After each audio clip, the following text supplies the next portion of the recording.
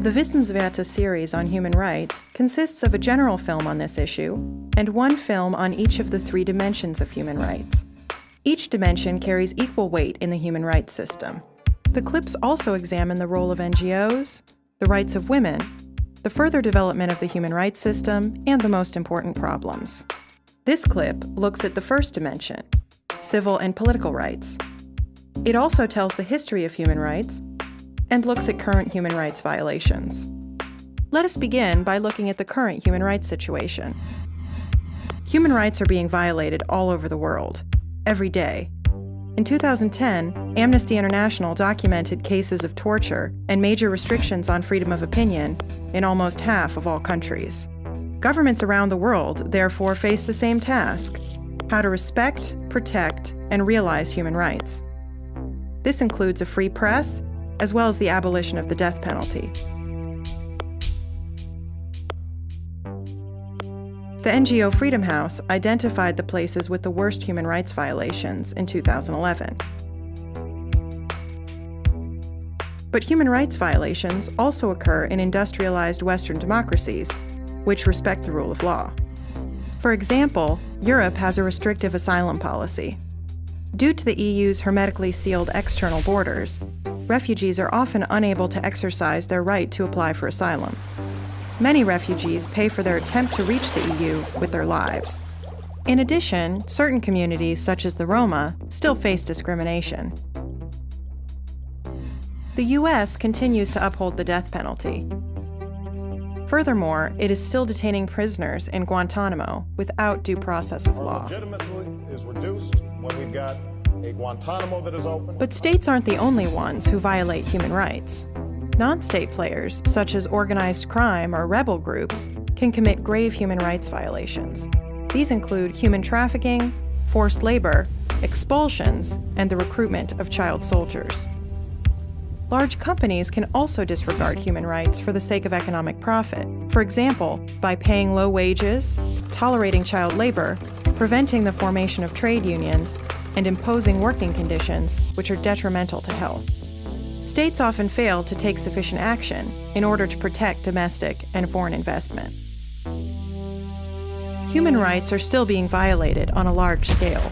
Full realization of all rights is not in sight. Nevertheless, humanity has made considerable progress over the years and continues to do so. That becomes evident when we take a look at the past. Where do human rights actually come from, and how have they developed? The first precursor of the human rights concept emerged as far back as classical antiquity. Some philosophers of that age referred to the equality of every individual. The Magna Carta restricted the abuse of power by English kings for the first time.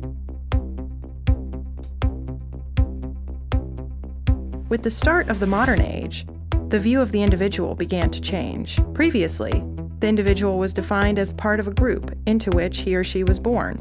Most people were serfs. From that time on, the individual was increasingly the focus of attention. The first key turning point for the concept of human rights came with the start of the Enlightenment. The philosophy of the Enlightenment reflected the interests of an ever more powerful mercantile and professional class. It wanted to protect its economic power and pushed for political participation. The Habeas Corpus Act limited arbitrary actions by the state. No one was to be locked up without a trial and without appearing before a judge. In the Bill of Rights, the power of the Crown was further reduced and the rights of Parliament strengthened. These three laws were important human rights milestones. However, very few people benefited from them, mainly nobles and a small group of wealthy citizens. In philosophy, too, crucial progress was made. The concept of natural law has existed since classical antiquity. According to this idea, there is an unwritten law superior to state legislation. Originally, this concept was founded on religion and signified a divine order. During the Enlightenment, natural law evolved further into the law of reason. This law was no longer God-given. It was the right of every individual in their capacity as a being endowed with reason. John Locke was one of the most important guiding intellectual forces in the sphere of human rights. He claimed that individuals were naturally entitled to certain rights, the right to life, freedom, and property. Locke developed a very important new idea, namely that the state was obliged to protect these rights. If it failed to do so, then citizens had the right to revolt. The concept of human rights lay at the heart of the American and French revolutions. As a result of these two major events, human rights were enshrined for the first time in national constitutions. Here, too, rights were limited exclusively to white men with property, that is to say, a small minority. Nevertheless, the fundamental concept of human rights could no longer be stopped. The second major turning point in the history of human rights began after the Second World War. The extreme barbarism of the conflict shocked the world. Astonishing things were achieved during the short period between the end of the war and the start of the Cold War. Human rights became one of the key pillars of the founding charter of the UN. A Universal Declaration of Human Rights was drafted and adopted by the UN General Assembly. Two complementary covenants were also drawn up: the International Covenant on Civil and Political Rights, which sets out the rights of the first dimension, and the International Covenant on Economic, Social, and Cultural Rights, which encompasses the rights of the second dimension. Three crucial things were new. Human rights were now universal. They applied without exception to every individual. Their implementation was monitored by a body of experts. In addition, a whole series of conventions were adopted. For example, the Convention on the Elimination of All Forms of Discrimination Against Women. In the 1970s, collective rights were incorporated into the human rights debate, primarily by developing countries. They formed the third dimension of human rights. But let's get back to the rights of the first dimension. First and foremost, they include civil liberties and protection rights. They are intended to protect each individual from arbitrary acts by the state and make democratic participation in the political sphere possible for everyone. The rights of the first dimension include protection from state intervention, for example, the prohibition of slavery, forced labor, and torture, as well as the right to life and the freedom of the individual.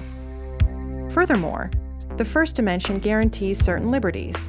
For example, freedom of thought, conscience, and religion, freedom of opinion, information, and the press. In addition, it guarantees the equality of men and women and prohibits discrimination of any kind. It is evident that even if many violations are still being committed, the concept of human rights has come a long way. A world without human rights is barely conceivable today. There is more information on this issue in the other films in the Wissenswerte series on human rights.